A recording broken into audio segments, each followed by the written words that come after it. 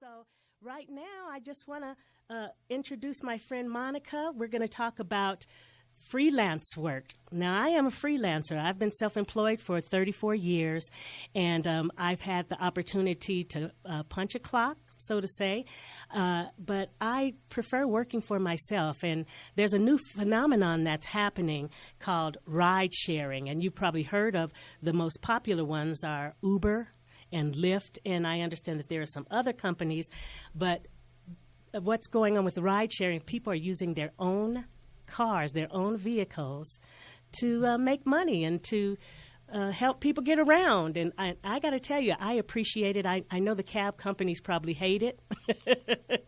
But I just recall one time having to catch a cab from Denver International Airport. And by the time we got to Montbello, it was already $45. And I had to ask the driver to pull over and let me out because I didn't have any more. And I just thought it's so ridiculously expensive to take a cab. And so, to be quite honest, I was glad to hear about Uber and Lyft.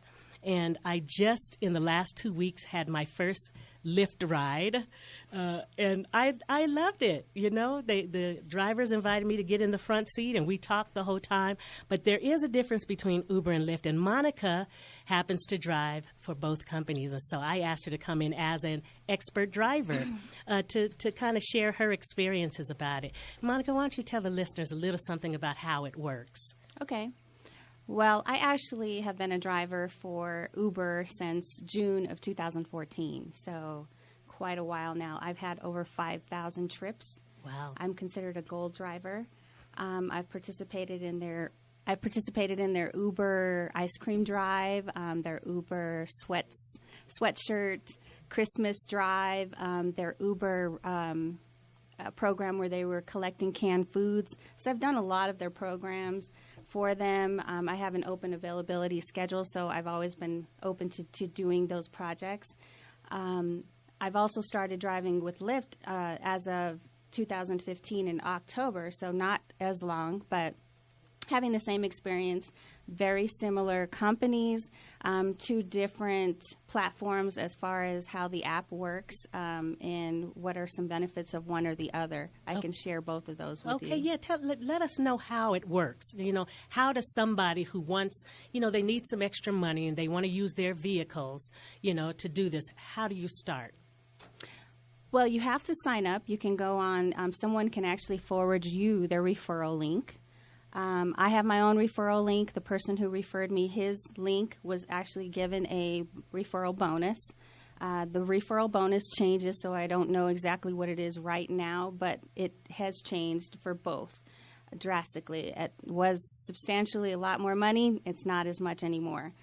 So there is a referral. You go to the website, you fill out the application online, and provide all of your documentation. It's all done. You upload everything. You can actually upload everything from your cell phone. So you can take a picture of your driver's license. You can take a picture of your registration for your vehicle, the insurance for your vehicle, and upload all those documents. They will first start off with a background check.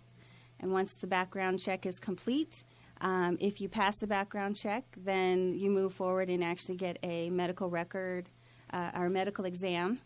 Okay, let me just stop you and say I'm so happy to hear about the background checks. Because, you know, people, you know, I'm a person, I'm a little leery about trusting, you know. I like the idea that you're getting in the car with people who are using their own vehicles, but that there has been some checking into the individuals. Exactly. I think that's a good thing. Exactly. Okay, all right. I just wanted to say that. Go ahead. Okay. I don't know what exactly their restrictions are, what they will and will not. I know, obviously, if you have any drug history in the background, or if you had any domestic violence or kind of issues with that, you're probably not going to be accepted.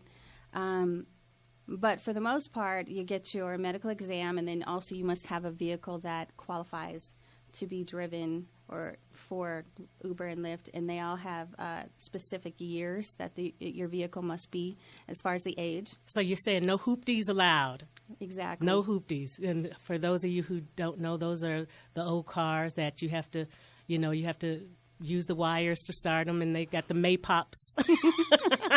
The tire May-Pops, those tires that may pop any minute. No, exactly. Those cars are not welcome. So it does require that your vehicle go through an inspection.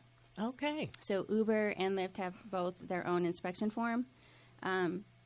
You will have to take your vehicle to be inspected by a qualified mechanic, so they usually want you to go to like a Midas or a Firestone, or you can actually take it directly to the Uber office. They have certain days where they perform the inspections right there in front of their office, and I believe they actually charge you and then take it out of your first payment that you received or earnings that you received. But I don't know, because I signed up 2 years ago, and the inspection is good for, I think, a year.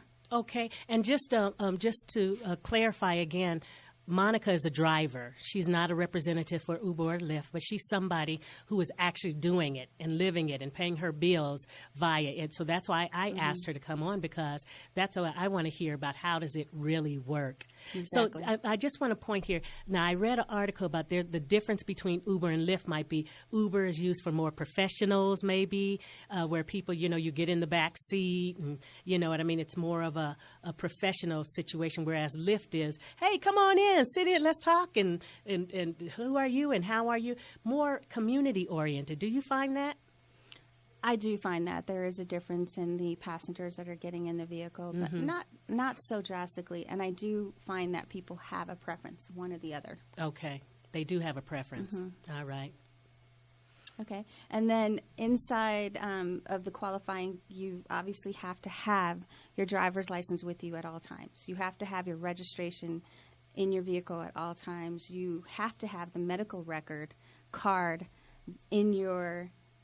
on you at all times while you're driving. You have to have the Lyft or the Uber sticker on your vehicle identifying your vehicle at all times. And of course, if you're driving, you need to have a cell phone with the appropriate data plan, because you are going to be utilizing your data the entire day while you're driving. You have to have the ability to download and run the Uber and Lyft application. And for myself, I have to be able to run them both at the same time. Okay. Obviously, when I accept a ride from one or the other, I shut the other off. And then you must have a cell phone holder. That is one thing that I highly recommend, that you have a cell phone holder. I do have a preference of what type of cell phone holder.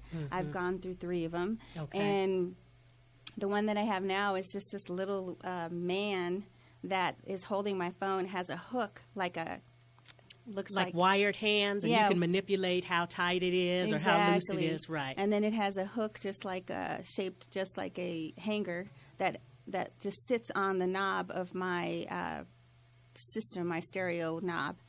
The reason I like that is because the past one I had sat in the vent, and my phone would overheat. Oh, okay. In the wintertime, it would overheat. Now, is that a requirement? Is the cell phone holder a requirement? It's not, but it's for safety reasons. I agree, because just like my GPS, I'm old school. I have a Garmin that my daughter gave me for Mother's Day 5 years ago.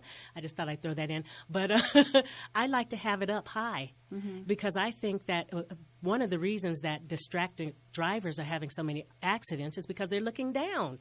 But when you have it up where it's eye level, you're more prone to keep your eyes on the road while you're trying to shuffle in between these things.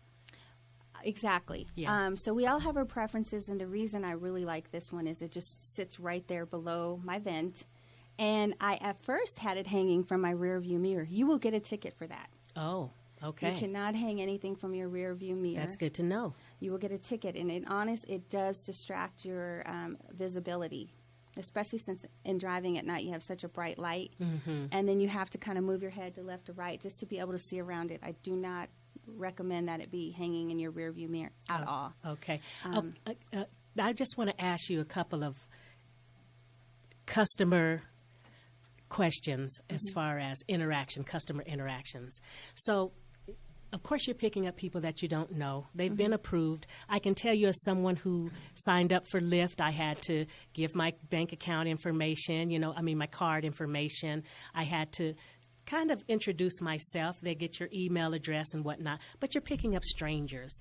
And I'm just wondering, do you ever feel nervous? Do you ever feel intimidated at all? Have you had any experiences like that? No. I've had only one experience where I was lost. I drove someone late at night to the Decker area of the mountains, a little bit past 6th Avenue, further in. I didn't know where I was. And I was just dropping this younger kid off, and he kept saying, turn left, turn right, turn left, turn right. And before you knew it, I was down in this deep area of the mountains and did not know how to get back, if I should turn left, turn right. This was after you dropped him off? After I dropped him off. I didn't know how to get back to the freeway. So I was able to turn my phone on after I was able to get a signal. Couldn't get a signal for a while. So I literally was just watching my GPS and following myself on the map to try to figure out how to get myself back to the freeway. I was on the phone with my friend, help, like, I don't know what to do. I'm never going to do this again. So that was early within the first week of driving, and it kind of taught me a lesson to make sure that I'm paying better attention about how to get in and out of the neighborhoods that I was in. And do you trust your GPS? Because I trust my girl. I do. Yeah, I call her my girl because I had my GPS when I lived in New York City, and I drove 90% of the time in New York. And I'll tell you what, we burned some miles, me and that GPS, but you have to trust it, you know? You got to trust it. And a lot of people, I've heard stories, the sad stories of people who got lost. The GPS took them, you know, because you have to update them. You know, you should update them. I haven't updated mine in a couple of years, but you should update them so that you know all of the newer things. But, you know, I guess so I'm using Google Maps. That's on your cell phone, and that's constantly updated. Okay, so. Yeah. Okay, good. See, don't be old school like me. I love my Garmin, though. But, you know, technology, I've never used, this is the honest truth, I've never used my GPS on my phone. I just never have, because I like that my Garmin is up on my windshield. I can look up, and I taught seatbelt safety for many years. Just a plug here, I'm an award-winning children's safety advocate. I taught seatbelt safety and did in the state of Georgia and received a Buckle Up America award.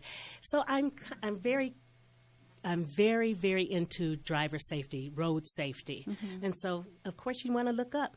But are you making good money? Is this a good way to make money? Is this part-time money? It's part-time money. Okay. I mean, I've had numerous people ask me, because I've been driving for so long, is it worth it? Is it worth it? And I ask them, well, what's worth it to me is definitely going to be not the same as what's worth it to you. You have to take into account the mileage you're putting on your vehicle, the gas that you have to pay. You live in a different city than me. I can't tell you what's worth it to you versus what's worth it to me. Right. You know, depending on the vehicle that you drive, if you have a larger vehicle or if you have a more economical vehicle like I do, if it's worth it to you or not.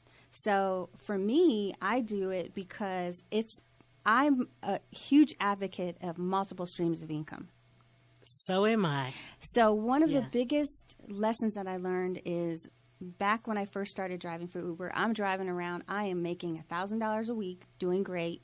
Next thing you know, I get hit by an Xcel Energy truck. It puts my vehicle out for 5 weeks. I can't drive Uber or Lyft in a rental vehicle. So here I am. I've focused all my energy on one bucket of income, and I am unable to work because my number one tool for earning income is down. So, and I'm sure that affected your insurance, right? No, I was not driving for Lyft or Uber at the time. Okay. I was just driving, you know, a normal day-to-day activity, and I was hit, and so it wasn't part of a Uber or Lyft platform, so it didn't involve that. However, it was definitely something that I had to struggle coming back from because I didn't have a second source of income. Okay. Well, I don't know about you listeners, but I feel like I learned quite a bit here. Was there anything else, any last-minute thing you would want to add about ride sharing before we go to the next segment? Just be careful about disclosing you're a Lyft or Uber driver.